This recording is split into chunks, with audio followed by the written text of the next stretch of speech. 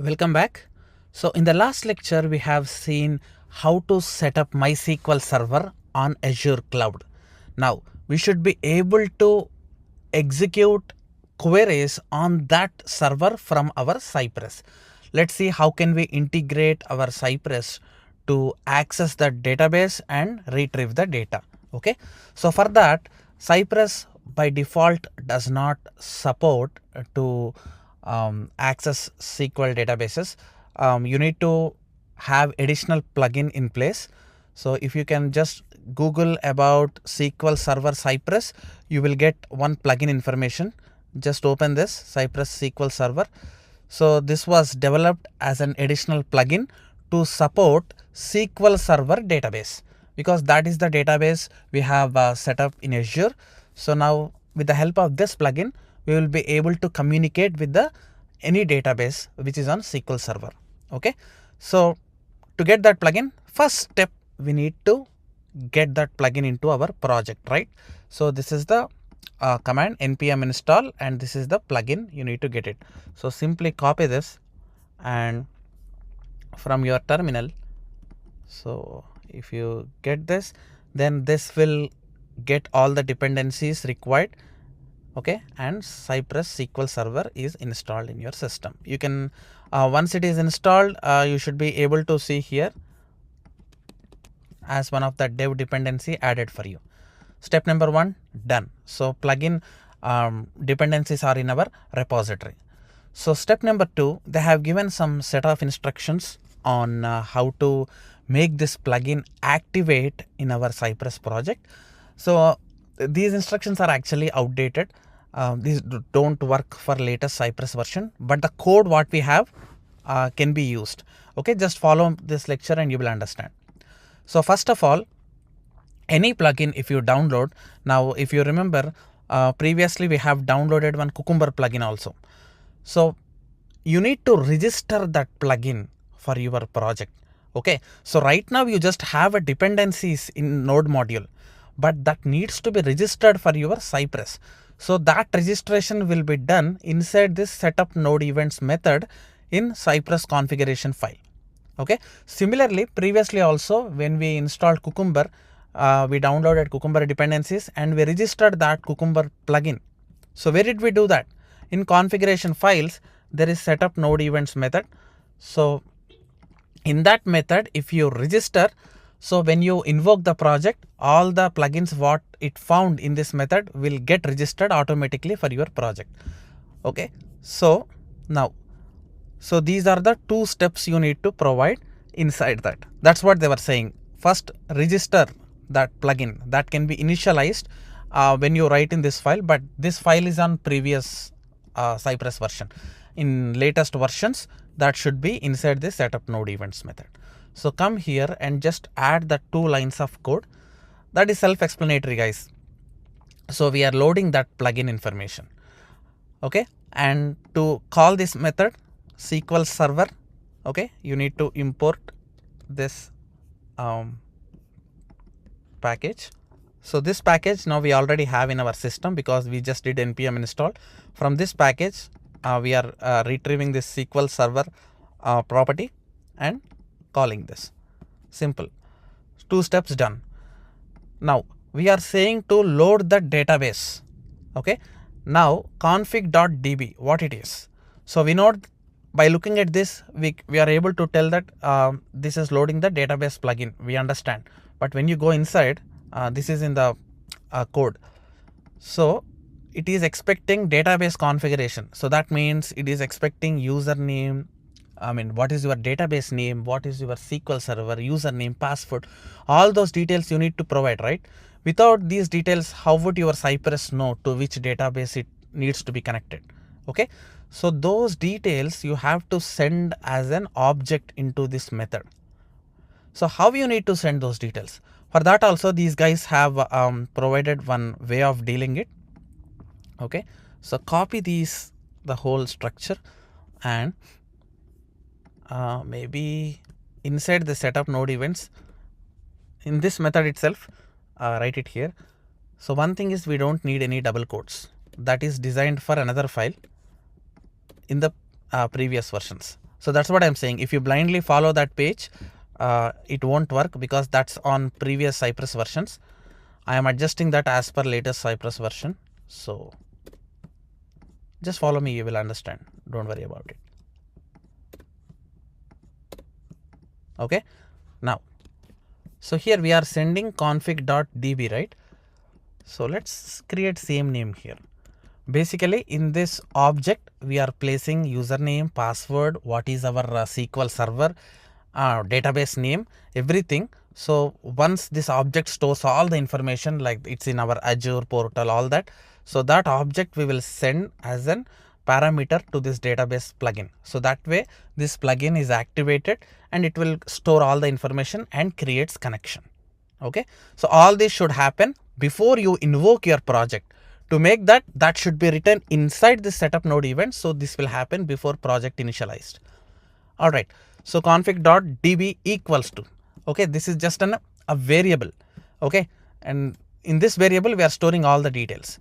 So now you need to give the username and password. If you remember, when you set up your Azure portal, when you create database, so if you remember, when you create database server, there you also given one username and password also. It will ask you when you create server for first time. Okay. So get those username and password what you gave while creating the server into here. Okay. So that's how you logged in also here with login, password, whatever you used to log in. And these details you will create while creating this server details, RSA DB demo 2. Okay. So those details you have to carefully pass here. In my case, this is the password. Okay. And server details you can get if you go back to the home, right? So here where you will see the server name. Okay. Copy to clipboard and paste it here. Basically, this is the server where our database is sitting. Okay. So from previous lecture, we created this server machine. In that machine, SQL server, there is one database sitting. Okay. A SQL server can have multiple databases. So we created one database called Rahul Shetty Academy inside this SQL server. To access this SQL server, these are the username and passwords. While setting up, we created all this. And that's it. So all these details are now sent to config.db variable. And this variable is sent as an plugin information and we are all set here. Okay. Now next step. We gave all these information and there are 2 lines of code you need to give. Okay. Copy these 2 lines. I'll explain what these are. Now plugin is loaded. So it's just not that plugin. We need to also load custom commands. So if you remember in Cypress, we can create custom commands, right? So similarly, there are some custom commands we need to access. For that, just take these 2 lines of code. These commands basically we use now in going forward to retrieve the data from database in Cypress. So simply place that here. Come to support. In this folder, come to end-to-end.js file. Okay. So here they were asking us to go to index.js file, but this hierarchy in Cypress is deprecated. So recent updated file is end-to-end.js. Come to this file and simply paste this line, 2 lines of code. So basically we are loading all the DB commands here. So when you hit an enter here, you can go inside this method and you can read it here. SQL server. Okay, this is our custom command. So this custom command SQL server we will use in our tests. Okay, so they have given an example also. You can call that custom command with Cypress cy.sql server. And they already done a hard work of creating this custom command. So now you need to blindly call this command and pass the query. That's it, guys. These are the 3 steps simply you need to follow. Number 1, download the SQL server dependencies simply by giving this command. Number 2, initialize the plugin. Where you want to initialize? Just initialize it in your config.js file inside the setup node events with just these 2 lines of code. And when you are initializing, you need to give database details. So create one variable with this name config.db and give all the username and password in this hierarchy. Perfect. Number 3, in support files, load the commands. That's all. You're good to go. And now let's go ahead and create one new spec file and try to access the data from the server into Cypress. Okay. Now let me create a test. So new file, sqldb.js is my file name. So outer structure of a Mocha I will just copy here directly instead of writing it from scratch again. So context I would say here as database interaction, and you can remove all this here where you have to write the code now. Okay, it seems this is outside. Let me cut it and paste it inside. Perfect. Alright guys, so now you're all set. Now let's say you want to call a query. So if you go inside to query editor again, so when you do select star from person, I will try to log in.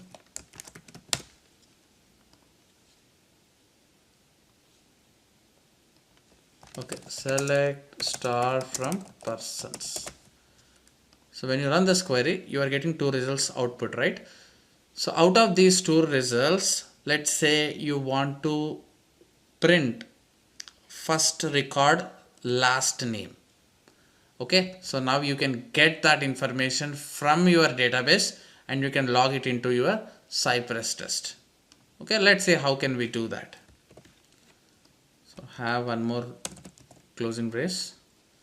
So I told you, right, the custom command what we have is Cypress cy.sql server. So this is your custom command method. If you are wondering how would I know, you can read their official documentation. They have given this. But if you want to explore in depth like how this custom command is created, as I just shown you that you can go to this support commands.js and index.js, go inside, and here where the custom command is there, right? Okay, so let me close this, come back to our file sqldb, and what should you give here? So if you want to execute, then give the query what you want to get it. Let's say I want to give this query and it returns me the results. So basically this method returns a promise. So you have to resolve that promise with dot then function, and it returns the result in an array, right? So that array you have to take it and send it as an argument. Alright, so now basically this method, when you hit this query, this will go to the database, connect to database, and it will get all the results in form of array. Like now first row, second row, how many rows are there, everything will be written. So we need to resolve a promise and catch that array. Okay, you cannot directly access it, it's an asynchronous.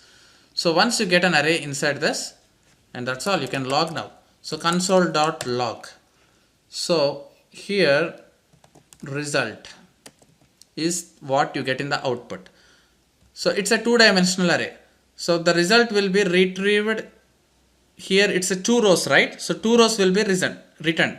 So out of which you have to print Tom B. So that means you have to access a first row. So in the array, when 2 rows are present, and if you want to access the first row, then you can say result of 0, because in 0th index a first row will be stored, and in the first index second row will be there, right? And now when you try to print it, result of 0, it will give you all these details. But specifically if you want to get this, then this is sub array. Okay, when you do result of 0, this complete row is written as sub array. In this, if you want to access Tom B, then in 0th index of this sub array 953 will get stored, and in the first index of that sub array Tom B will get stored. So here we can say first. So basically this is interpreted as 0th row first column. That means this is a zeroth row.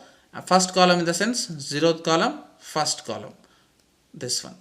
So row comma column. This is how you can retrieve. So let's see. Let's try to print it. You know that in Cypress you won't see something in output here. You should see that in the browser console output, but not in your terminal output. So I will try to run this and we can investigate how the results are coming.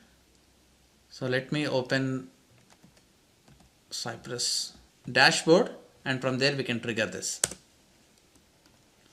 Alright, so from this dashboard we have to select the SQL db.js, allow access. Alright, so it has just ran the test. Let's see the output because we are trying to print this in the output. So to get the output you have to go to inspect console. You see that Tom B is printed. So this is what we are expecting. Okay, now let's say you want to get city of the second row. So that means these are returned as two elements in main array, right? So in 0th index this one is present and in the first index second row is present. So go back to your test and now say first, so that second row will be retrieved, right? From the second row, now your next goal is to parse this subarray, the row which is written. So 0, 1, 2, 3. So result of 1, 3. Save the project and it will automatically run one more time and you should see the output is south way. Okay, so you might be wondered like how would I know that this is storing in that way? For the first time when I am doing, so this is how I did. I directly captured the output. Okay, I don't know how it is getting stored. So whatever it is returning, I captured that in the output and then I observed that there are two arrays, right? So I expanded this. In 0th array this is present and in the first array this is present. So I did result of 1 and then I realized that control will come here, out of which there is again one subarray. I expanded this. So 0, 1, 2, 3 of 3.